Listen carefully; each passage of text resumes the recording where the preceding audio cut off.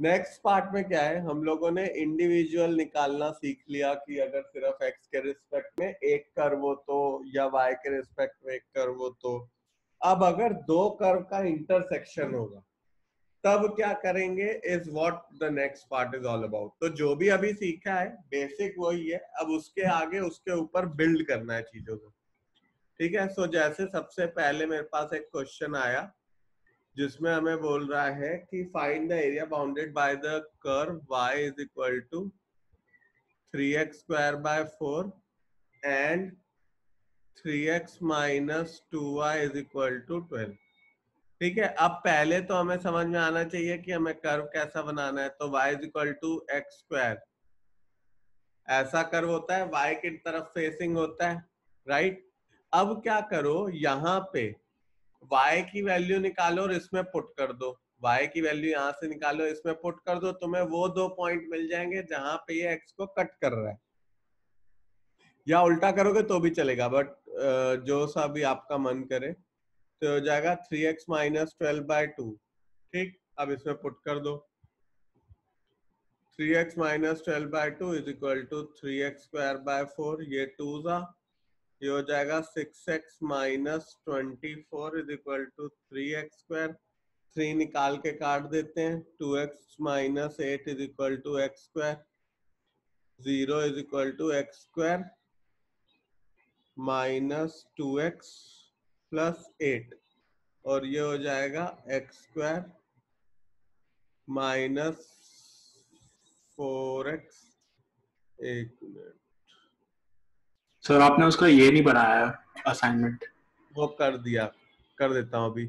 अब देखो यहाँ पे एक गलती हो गई, ये माइनस है यहाँ पे। ठीक है, मेरे से नोट करने में गलती हो गई। ये प्लस हो जाएगा, ये प्लस हो जाएगा, ये प्लस हो जाएगा। अब यहाँ आ जाएगा -8। ठीक। अब कैसे करेंगे, -4x प्लस 2x माइनस 8, इसके दो फैक्टर आ जाएंगे, x माइनस 4 और x प्लस 2। अब x की दो वैल्यू आ गई, एक 4 और एक -2। अब जब x 4 है तो y क्या हो जाएगा, यहाँ पे 4 डालो, y की वैल्यू क्या हो जाएगी 12। और जब x अपना -2 है तो हो जाएगी 3। तो एक्चुअली में हो क्या रहा है, ये -2 पे 3 है और ये 4 पे 12, ऐसे पास हो रही है लाइन। यहाँ है -2 और ये है 4। अब एक्चुअली में अगर देखो, मुझे area bounded bye curve this and this निकालना है, तो एसेंशियली मुझे ये वाला एरिया निकालना है, राइट। क्योंकि वो इस और इस कर्व दोनों में बाउंडेड है। अभी तक हम क्या निकाल रहे थे, हम लोग निकाल रहे थे ये वाला एरिया, है ना, जो क्वेश्चन देख रहे थे। बट अभी हमें क्या, area bounded by the curve, मतलब दोनों कर्व के बीच का एरिया। तो इन केसेस में हम क्या करते हैं, हम a से b तक इंटीग्रेट करते हैं y1 माइनस y2 dx। कहने का मतलब कि पहले जो ऊपर वाला कर्व है वो माइनस नीचे वाला कर्व, तो जब इनको माइनस करोगे तो तुम्हें ये एरिया आ जाएगा। कैसे, देखो, जब मैं कहता हूं एरिया सिर्फ y1 करता हूं, इंटीग्रेशन ऑफ a से b y1, तो एक्चुअली में क्या हो रहा होता है, नीचे का सारा एरिया। फिर जब मैं कहता हूं इंटीग्रेशन ऑफ a से b y2, तो एक्चुअली में मैं सिर्फ इसके नीचे के एरिया वाले की बात कर रहा हूं। अब अगर मैं ऊपर वाले में से नीचे वाला माइनस कर दूं तो सारा पोर्शन हट गया, बस बचेगा कौन सा पोर्शन, ये जो कि दोनों कर्व में बाउंडेड है। इसीलिए जब भी area bounded by the curve आएगा, आप देखो ऊपर कौन सा कर्व है, नीचे कौन सा कर्व है, y1 माइनस y2 करके आप एरिया निकाल सकते हो। अब यहाँ पे क्या हो जाएगा, मैं अगर -2 से 4 तक y1 will be the line, line का कर्व क्या है 3x प्लस 12/2 में से माइनस कर दूं पैराबोला के कर्व को, तो जो आंसर आएगा वो मेरा आंसर होगा, area bounded by the curve these two curves. अब इसको सॉल्व करना है तो वही अपना मेथड जो है वो लगाते हैं, -2 से 4 तक। ये हो जाएगा 3/2 बाहर ले लो, हर एक को अलग अलग कर देते हैं, हो जाएगा x स्क्वायर बाय 2। ठीक है, प्लस 12/2 मतलब 6 बाहर आ गया, -2 से 4 तक 1 dx। -3/4 बाहर आ गया, -2 से 4 तक एक्स स्क्वायर। ठीक है, एक मिनट, यहाँ पे मैंने गलती से 3/2 निकाला, एक्स आया। अब इंटीग्रेट करेंगे तो क्या हो जाएगा 3/2। सर हम y1 कौन सा और y2 कौन सा, वो कैसे डिसाइड करेंगे? ऊपर वाला कर्व विल बी y1, नीचे वाला कर्व विल बी y2। देखो हमें क्या होता है, एरिया अंडर द कर्व का मतलब क्या हुआ कि जो भी लाइन है अगर उसको मैं एक पॉइंट से एक तक दूसरे पॉइंट तक इंटीग्रेट करूंगा तो उसके नीचे का जितना एरिया उसका सम हम निकालते हैं। अब यहाँ पे अगर मुझे area bounded by the curve निकालना है तो इसके पूरे नीचे में सब कुछ आता है और इस पैराबोला के नीचे वाला पार्ट आता है। जब मैं पैराबोला को इंटीग्रेट करता हूँ -2 से 4 तक, या एक मिनट रुको, मैं अगर इसको और थोड़ा एक लेवल और नीचे जाके दिखाऊं कि अगर मैं मानो लाइन को जब इंटीग्रेट करता हूँ -2 से 4 तक तो एक्चुअली मैं क्या कर रहा होता हूँ, मैं पूरा एरिया ले रहा होता हूँ, है ना। फिर जब मैं पैराबोला को इंटीग्रेट करता हूँ इसी रेंज में, पैराबोला को जब इंटीग्रेट करता हूँ तो मैं सिर्फ ये इसके नीचे वाला एरिया ले रहा होता हूँ। करेक्ट। अगर मैं पूरे में से ये माइनस कर दूं तो यही एरिया तो बचेगा जो मुझे निकालना था, है ना। इसीलिए हम y1 माइनस y2 कर रहे हैं। y1 y2 will depend on the curves. अभी से नहीं बता सकते y2 ऊपर होगा कि y1 नीचे होगा, वो हम जब कर्व बनाएंगे तब हमें समझ में आएगा किसको किससे माइनस करना है। आप बस एक चीज समझ के रखो कि जब हम इंटीग्रेट करते हैं किसी कर्व की इक्वेशन को तो मतलब उसके नीचे का सारा एरिया। अब उस सारे एरिया में से इसके नीचे का, पैराबोला के नीचे का सारा एरिया में लाइन के नीचे के सारे एरिया से माइनस कर दूंगा तो वही एरिया बचेगा जो बाउंडेड एरिया है। करेक्ट। तो ये हमने करा यहाँ पे। अब ये हो जाएगा 3/2, यहाँ आ जाएगा x²/2 और ये इंटीग्रेट कर देंगे -2 से 4 तक। फिर 6x आ जाएगा, ये -2 से 4 तक, -3/4 x³/3, इसको इंटीग्रेट कर देंगे -2 से 4 तक। अब इसको आगे सॉल्व करते हैं तो होगा 3/2 और यहाँ आ गया 4², 16/2, 16/। अब देखो इसको इंटीग्रेट करेंगे तो 4²/2 विल बी 16/2, 8 -2, ठीक है, +6, 4 + 2 -3/4, 64/3 माइनस ऑफ माइनस तो +8/3 हो जाएगा। अब ये हो जाएगा 3/2 × 6 प्लस 6 × 6 -3/4 इंटू ये हो गया तुम्हारा 72/3, 3 3 कट 4 4 1 ज़ा 4 4 8 ज़ा 32, तो यहाँ पे 3 3 ज़ा ये हो गया 9 + 36 - 18, 9 + 36 - 18 जब हम करेंगे तो यहाँ पे आ जाएगा 18, ये आ गया 27 square unit will be the answer. देखो कर्व क्या दिया हुआ है, find the area bounded by the curve y² = 4x and x² = 4ay। ये देखते ही समझ में आ गया कि y² = 4x तो ये कर्व हो गया, x² = 4ay ये वाला कर्व हो गया y की तरफ। तो बाउंडेड रीजन ये आया। अब अगर यहाँ से यहाँ तक मैं ये वाला कर्व y² = 4ax वाले को माइनस करूं नीचे वाले को ऊपर वाले से तो मेरा एरिया बाउंडेड फिगर आ जाएगा, एरिया ऑफ बाउंडेड रीजन। तो अब पहले तो मुझे निकालना है कि ये इंटरसेक्ट कहाँ पे हो रहे हैं। यहाँ से y की वैल्यू क्या है, x²/4 है, उसको उठाओ और पहले में डाल दो तो x²/4a का whole square is equal to 4ax, ये हो जाएगा x की पावर x²/4a का होल स्क्वायर, हाँ करेक्ट, ये हो जाएगा x की पावर 4/4a का whole square is equal to 4ax। एक x ये कटा, यहाँ क्यूब आ गया, अब x³ हो जाएगा मेरा 4a³, तो x की वैल्यू क्या आ जाएगी 4a, और जब x 4a है यहाँ 4a डाल दो तो y क्या हो जाएगा 4a का होल स्क्वायर अपॉन 4a, तो वैल्यू क्या हो गई 4a। ठीक है।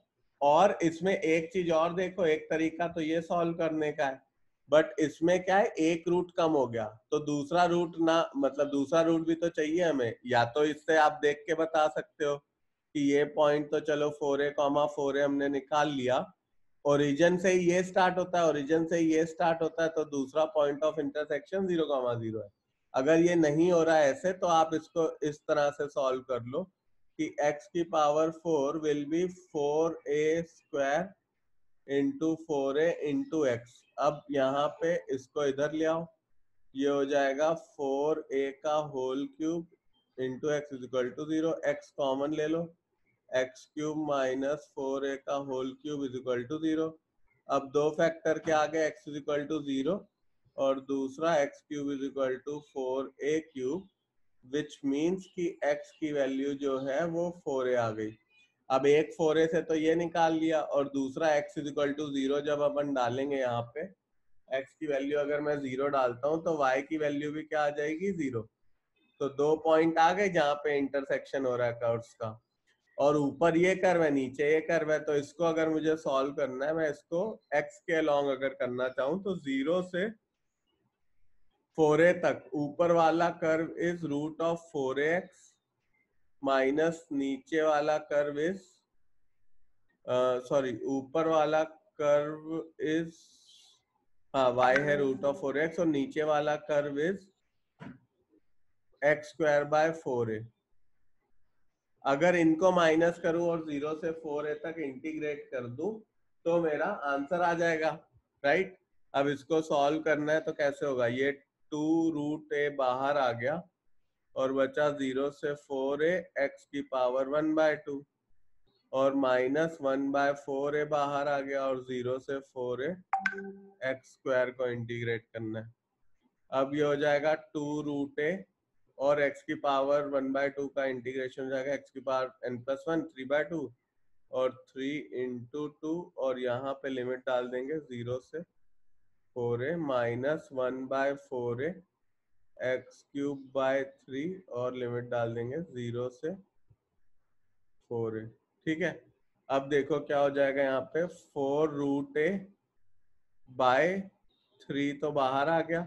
अब यहाँ पे हुआ 4a की पावर 3/2 माइनस 0 तो 0 ही हो जाएगा, माइनस 1/4a 4a³ 3 और वो 0 तो 0 ही हो जाएगा। ये हो जाएगा स्क्वायर, यहाँ पे इनको तुम वो करो मल्टीप्लाई, तो 4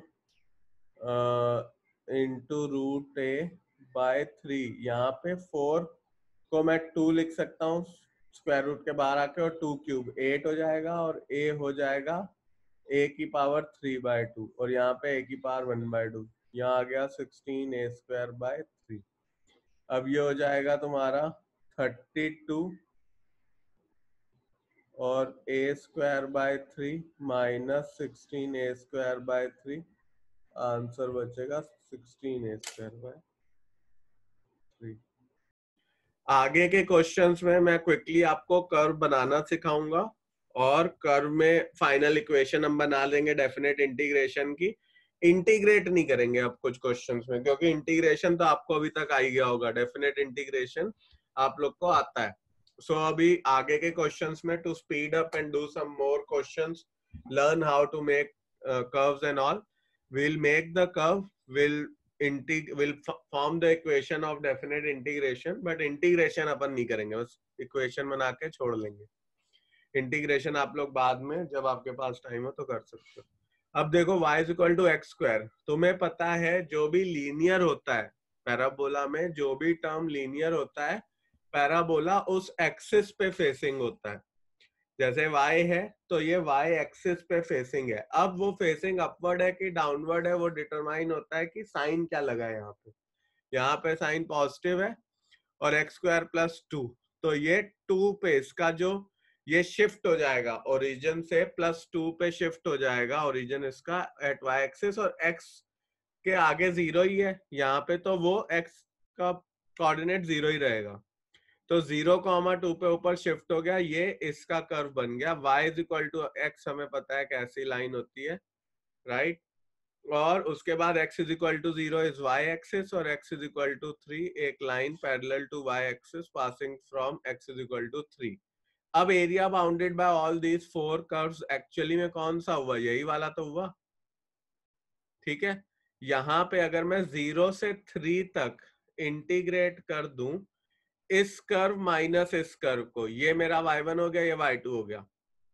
y क्या है, एक्स स्क्वायर प्लस 2 को इंटीग्रेट करूं और minus x, y is equal to x. तो ये जब सॉल्व करेंगे तो आंसर आ जाएगा area under the curve this. इसका जब तुम लोग आंसर निकालोगे घर पे करके देखना, यहाँ पे आंसर आएगा 21/2 स्क्वायर यूनिट। यूनिट में स्क्वायर जरूर लगाना, नहीं तो मार्क्स कटेंगे, यूनिट जरूर लिखना नहीं तो मार्क्स कटेंगे। अब इसमें देखो हमें, क्योंकि इंटरसेक्शन ऑफ कर्व नहीं है तो ये मेरे लिए बिल्कुल सीधा सीधा क्वेश्चन हो गया, मुझे इसका इंटरसेक्शन पॉइंट निकालने ही नहीं पड़े टू फाइंड आउट कि मुझे इंटीग्रेट कहाँ से कहाँ तक करना है। वो सीधा सीधा ही क्वेश्चन में दिख गया कि 0 से 3 तक एक्स एक्सिस पे इंटीग्रेट कर दो, this curve minus this curve कर दो, तो ये area of the bounded region आ जाएगा, राइट। इस क्वेश्चन में दो चीजें हो रही हैं, एक तो इनइक्वालिटी भी लग रही है और कर्व्स तो लग ही रहे। तो अब देखो इसका कर्व जो बनेगा वो कैसा होगा, y is equal to x square plus 1। अभी अपन ने समझाया y is equal to x square एक अपवर्ड फेसिंग पैराबोला होता है और प्लस 1 है मतलब वो 1 से पास हो रहा है, राइट। फिर y is equal to x plus 1 जो है फिगर ये बन गया। अब y is equal to x plus 1 जो लाइन है वो कैसे बनाओगे, x और y लिखा, जब x 0 है y1, जब x 1 है y2, जब x 2 है y3, जब x 0 है तो y1, जब x 1 है तो y2, ठीक वो यहां से और इससे भी पास होगा, और जब x 2 है तो y हो जाएगा 3 कहीं इधर। अब इन सबको ज्वाइन कर दें तो ऐसी एक लाइन आ जाएगी, ठीक। और दूसरी तरफ हमें दिखना है ये 1 ये 2, x की वैल्यू जो है वो 0 से 2 तक है और y दोनों ही केस में 0 से बड़ा है, करेक्ट। y लाई कर रहा है 0 से यहां तक मतलब इस तरफ पे है, और x 0 से 2 तक है मतलब इनके बीच में है, इस रीजन के बीच में, 0 से 2 के बीच में है। y ग्रेटर देन 0 है मतलब y axis, y is equal to 0 x axis की इक्वेशन होती है मतलब इस तरफ पे है, राइट। अब हम क्या कर रहे हैं, हमें area of the bounded reason चाहिए, तो यहाँ पे एक्चुअली में मुझे एरिया चाहिए इस रीजन का, ठीक है, ये वाला रीजन जो नीचे वाला रीजन है, राइट। तो अब इसको कैसे करेंगे, इसको हम इंटीग्रेट कर देंगे 0 से, यहाँ पे 1 है, 0 से 1 तक हम इंटीग्रेट करेंगे this curve minus this curve. 0 से 1 तक हम इंटीग्रेट करेंगे 0 से 1 तक इनफैक्ट सिर्फ ये वाला पैराबोला इंटीग्रेट कर दो, which is what x square plus 1, और फिर 1 से 2 तक ये लाइन इंटीग्रेट कर दो, क्योंकि 0 से 1 तक इसके नीचे का सारा रीजन पैराबोला के नीचे का ही तो रीजन है, इसमें मुझे लाइन माइनस करने की जरूरत नहीं पड़ेगी। और आगे देखो तो लाइन के नीचे का एरिया है, लाइन की इक्वेशन क्या है एक्स प्लस 1, तो 0 से 1 तक हम एक्स स्क्वायर प्लस 1 को इंटीग्रेट करेंगे और 1 से 2 तक हम एक्स प्लस 1 को इंटीग्रेट कर देंगे, इस पूरे को सॉल्व करेंगे तो मेरा आंसर आ जाएगा 23/6 स्क्वायर यूनिट। आप लोग घर पे करके देख सकते हैं इसको भी।